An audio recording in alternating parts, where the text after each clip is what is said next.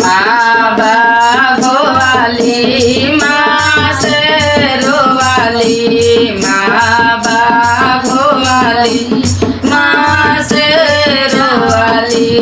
माँ बूढ़ा पाया ना दीजिए माँ बूढ़ा पाया ना दीजिए बड़ा शौक से बेटा पाला बड़ा शौक से बेटा पाला वो भी कदर नहीं किया माँ बूढ़ा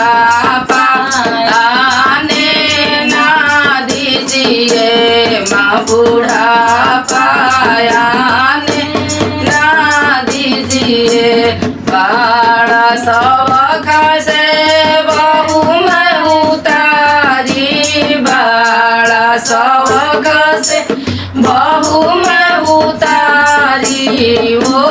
भी कदर नहीं किया माँ बूढ़ा पाया ना दीजिए माँ बूढ़ा पाया ना दीजिए बड़ा शौक से बेटी पाला बड़ा शौक से बेटी पाला वो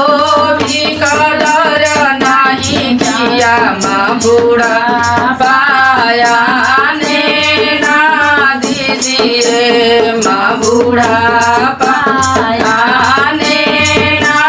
दीजिए माँ बाघवाली माँ शेरवाली माँ बाघवाली माँ शेरवाली माँ बूढ़ा पाया ना दीजिए माँ बूढ़ा पाया बड़ा शौक से ब्याह रचाया बड़ा शौक से ब्याह रचाया पति कदर नहीं किया माँ बूढ़ा पाया ना दीजिए माँ बूढ़ा पाया ना दीजिए बड़ा शौक से बड़ा सुंदर राम जी हाथ दिहले बड़ा सुंदर राम जी हाथ दिहले हाथवा से दान पुण्य ना कैनी माँ बूढ़ा पाया ना दीजिए माँ बूढ़ा पाया दीजिए बड़ा सुंदर राम जी पोर दिहले बड़ा सुंदर राम जी पोर